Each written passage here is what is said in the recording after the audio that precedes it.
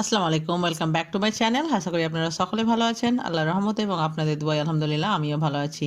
আজকের রেসিপিতে থাকবে ভেজিটেবল চপ। বন্ধুরা, এটা কিন্তু কলকাতার রাস্তার ধারে বা স্ট্রিট ফুড হিসেবে বেশ ভালো ফেমাস রেসিপি। আর বন্ধুরা, এটা খেতেও কিন্তু অতি সুস্বাদু। আর বন্ধুরা, এটা আপনারা কিভাবে খুব সহজে তৈরি করতে পারবেন আমি সেটাই আপনাদেরকে আজকে শেয়ার করব। তবে বন্ধুরা, আমার চ্যানেলে যদি নতুন থাকবেন তো চ্যানেলটাকে অবশ্যই সাবস্ক্রাইব করবেন আর পাশে থাকা বেল আইকনটি প্রেস করে অল নোটিফিকেশান অন করবেন। আর প্লিজ নতুন বন্ধুরা আমাকে সাপোর্ট করবেন। তাহলে চলুন দেখা যাক। এখানে আমি প্রায় 3টে বড় সাইজের আলুকে কেটে এভাবে সিদ্ধ করে নিয়েছি আগে থেকে।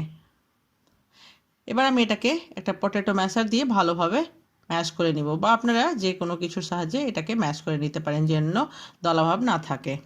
হয়ে গেছে, ওটাকে আমি সাইডে রেখে দিব। তারপর আমি চুলোয় একটা কড়াই চাপিয়েছি এবং কড়াই দিয়ে দিব প্রায় 2 টেবিল চামচের মতো সাদা তেল। এখানে আমি কিছুটা নারকেলকে কুচো করে নিয়েছি এবং সেটাকে আমি ভেজে নিব।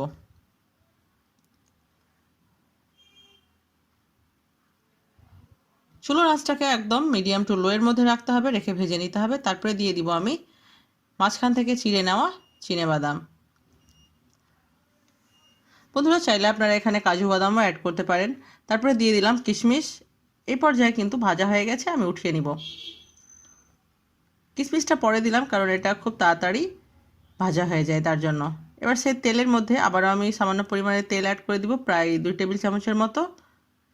তারপরে আমি ফোড়নে দিয়ে দিব 5 ফোড়ন।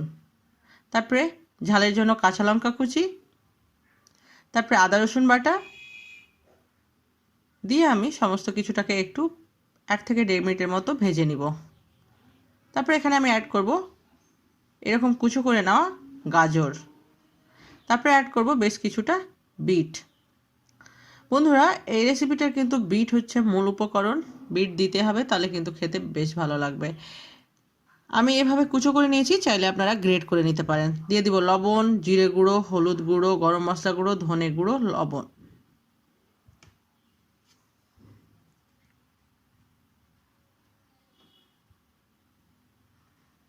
আমি ঢেকে দিব চুলোর আঁচটাকে একদম মিডিয়াম টু লোয়ে করে, কারণ এখানে কোনো পর্যায়ে জল অ্যাড করা যাবে না। দিয়ে দিব স্বাদ মতো চিনি। বন্ধুরা, চিনিটা অবশ্যই অ্যাড করবেন, নাহলে কিন্তু টেস্টটা ব্যালেন্স হবে না। আবার আমি এটাকে ঢেকে দিব প্রায় 1.5 থেকে 2 মিনিটের জন্য।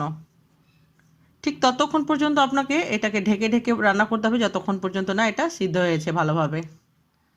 আবার আমি ঢেকে দিয়েছিলাম 2 মিনিটের জন্য। এই পর্যায়ে কিন্তু এটা ময়েস্ট হয়ে গেছে এবং সিদ্ধ হয়ে গেছে। এবার আমি অ্যাড করে দিব ময়েস্ট করে রাখা বা বয়েল করে রাখা পটেটো বা আলু ভর্তা দিয়ে আমি এটাকে ভালোভাবে মিশিয়ে নিব, যেন কোনো অংশে না মিশানো না থাকে। ভালোভাবে এটাকে মিশিয়ে নিতে হবে।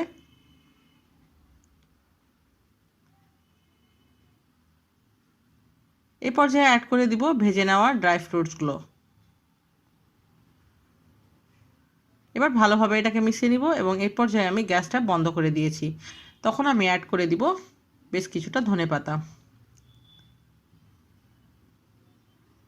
বন্ধুরা, ধনেপাতারও কিন্তু ফ্লেভারটা এখানে বেশ ভালো লাগবে এবং খেতেও ভালো লাগবে। এটাকে আমি ঠান্ডা করার জন্য একটা অন্য পাত্রে ট্রান্সফার করে নিব।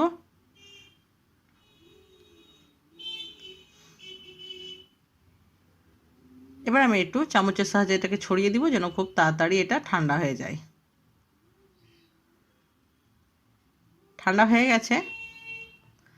এবার আমি হাতে একটু সাদা তেল লাগিয়ে নিয়ে তারপরে আমি এটাকে এভাবে শেপ দিয়ে দিব একটা ডিমের আকারে, বা আপনারা গোল আকারেও দিতে পারেন, তবে এই আকারেই কিন্তু চপগুলো বিক্রি হয়।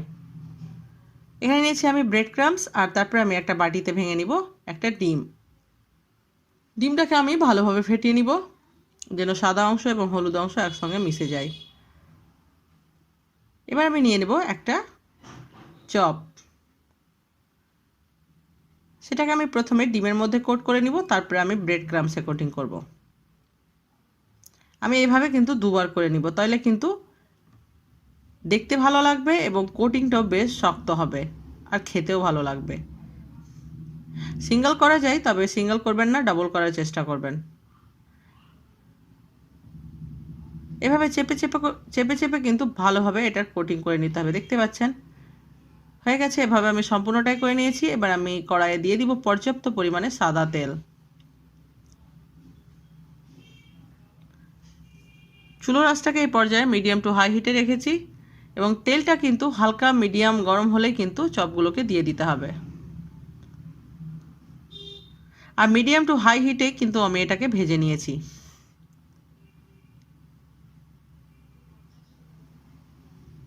বন্ধুরা দেখতে পাচ্ছেন কত সুন্দরভাবে একটা কালার চলে এসছে এবং ভাজাও হয়ে গেছে। আমার এই রেসিপি আপনাদের কাছে কেমন লাগলো অবশ্যই আমাকে কমেন্টে জানাবেন। আর যে কোনো রেসিপি নিয়ে কোনো কোয়েশ্চেন থাকলে কমেন্টে লিখতে ভুলবেন না। এতক্ষণ আমার সঙ্গে থাকার জন্য অসংখ্য ধন্যবাদ। এটা বিকেলে নাস্তায় কিন্তু বেশ খেতে ভালো লাগবে। আর যদি গেস্টকে সার্ভ করেন তাহলে আরও জমে যাবে। বন্ধুরা ভালো খান, সুস্থ থাকুন, আপনাদের দোয়াই আমাকে মনে রাখতে ভুলবেন না। দেখছেন তো কত লোভনীয় লাগছে। এটা যে কোনো সস দিয়ে ভালো লাগবে। আবারও দেখা হবে নতুন কোনো একটা রেসিপির সঙ্গে। আল্লাহ হাফেজ।